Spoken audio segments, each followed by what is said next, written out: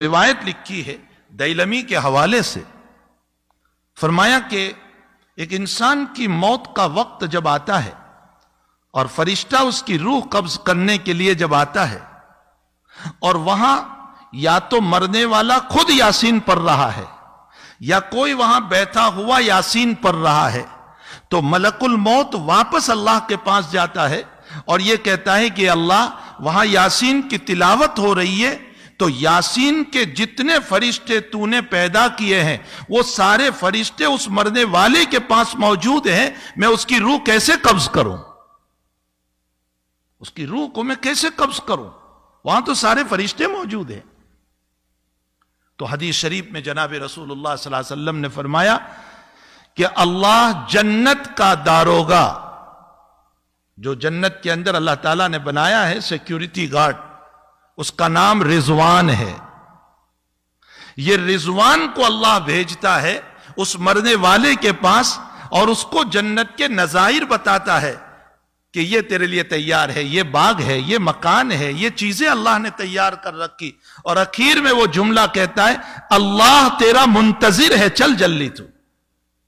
جب یہ جملہ کہا جاتا ہے کہ اللہ تیرے انتظار میں ہے، وہ اپنی روح چھوڑ دیتا ہے۔ یہ یاسین شریف کی برکت ہے۔ حدیث شریف میں آتا ہے کہ موت کے موقع پر اگر یاسین شریف کی تلاوت کی جائے تو روح کے نکلنے میں بہت آسانی پیدا ہو جاتی، سہولت پیدا ہو جاتی۔ اس کی وجہ یہی روایت ہے کہ اس موقع پر فرشتے کی آمد پر رضوان کی آمد ہوتی ہے اور اس کو جنت کی بشارتیں سنائی جاتی ہے، جنت دکھائی جاتی ہے، جس کے نتیجے میں وہ تیار ہو جاتا ہے آخرت کی طرف اور وہ رغبت کرتا ہے آخرت کی طرف۔ تو سورہ یاسین شریف کتنی اہم سورت ہے۔ روایتوں میں ہے کہ بیماریوں کو دور کرنے کے لیے سورہ یاسین کی تلاوت ہے، اور اگر زیادہ بیماری ہے تو عروس القرآن پڑھو۔ عروس القرآن کا معنی سورہ رحمان، سورہ رحمان پڑھو۔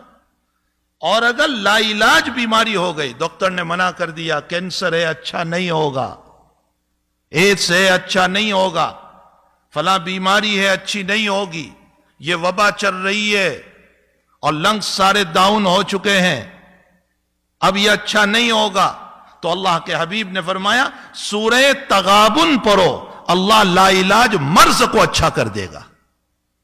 کتنی دیر لگتی ہے سورہ تغابن؟ 2 رکوع کی سورت ہے۔ یاسین شریف، سورہ رحمان، سورہ تغابن، ان سورتوں کے اندر اللہ نے کتنے فضائل رکھے۔ اور اگر الحمد شریف، اللہ اکبر، اللہ تعالیٰ قرآن کریم میں الحمد شریف کے باب میں یوں فرماتے ہیں کہ سبع المثانی والقرآن العظیم، فرمایا پورا قرآن اگر آپ کو دیکھنا ہو تو الحمد شریف ہے۔ اسی لیے روزانہ اہتمام کیا جائے الحمد شریف کے باب میں۔ مجدد الفسانی رحمت اللہ علیہ فرماتے ہیں کہ جیسے تیل ہوتا ہے، پیٹرول اور ڈیزل، یوں ڈالو اور بھڑک اٹھتا ہے، فرمایا سورہ فاتحہ وہ ایندھن ہے کہ یوں پڑھو گے اور اللہ تمہیں شفا دے دے گا، بشرطے کہ سچے دل سے پڑھو، یقین ہو اللہ تعالیٰ پر۔ نبی علیہ السلام کا معمول گرامی تھا کہ ہر نماز کے بعد، چاہے اس کے بعد سنتیں ہو یا سنتیں نہ ہو، سنتیں ہیں تو سنتوں کے بعد، اور سنت نہیں ہے تو فرض کے بعد، حضرت کا معمول تھا آیت الکرسی پڑھتے تھے ایک مرتبہ، تو آیت الکرسی پڑھی جائے۔ سورہ ناس اور فلق کے باب میں لکھا ہے کہ جو انسان ہر نماز کے بعد سورہ ناس اور فلق کو پڑھے گا، اللہ حاسدین کے حسد سے، جناتوں کے شرارتوں سے، بد اخلاق انسانوں کی شرارتوں سے اللہ اس کی حفاظت کرے گا۔ یہ نہیں کہ شرارت دور ہوگی، شرارت تو ہوتی رہتی ہے، لیکن اللہ شرارتوں کی شرارتوں سے حفاظت کرے گا، اس کو فیک نہیں ہونے دے گا۔ ایک حدیث شریف میں حضور پاک صلی اللہ علیہ وسلم نے فرمایا اگر تمہاری دنیا کے باب میں مسئلہ یہ ہو گیا کہ آمدنی کم ہو گئی، حالات ٹھیک نہیں ہے، ضرورتیں پوری نہیں ہو رہی ہے، آج سارے لوگ کہہ رہے ہیں نا ضرورتیں پوری نہیں ہو رہی ہے، آمدنی کم ہو گئی ہے، دکان ٹھیک نہیں چل رہی ہے، جاب نہیں مل رہا ہے، پریشانیوں میں مبتلا ہو گئے، اللہ کے نبی فرماتے روزانہ سورۃ الواقعہ کی تلاوت کرو، اس سورہ واقعہ کی برکت سے اور میں مسجد میں بیٹھ کر قسم کھا کر کہتا ہوں ہفتہ نہیں گزرے گا اللہ راستہ کھول دے گا. سورہ واقعہ کی تلاوت کرو، اللہ راستوں کو کھولے گا. جگہ جگہ جگہ جگہ ہمارے پاس علاج موجود ہے اور ہم صرف چلا رہے ہیں کہ یہ ہو گیا، وہ ہو گیا، فلاں ہو گیا، بیماریاں ہیں، مصائب ہے، حالات ہیں.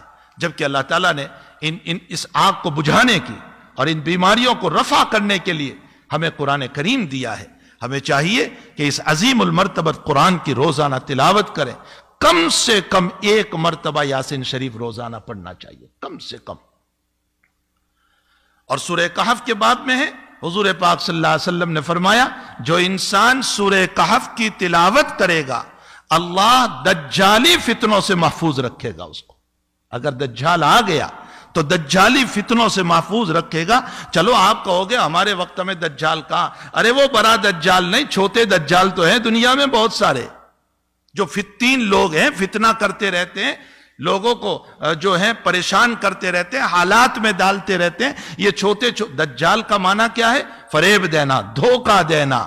یہ لوگ آج تو موجود ہیں. اور ایک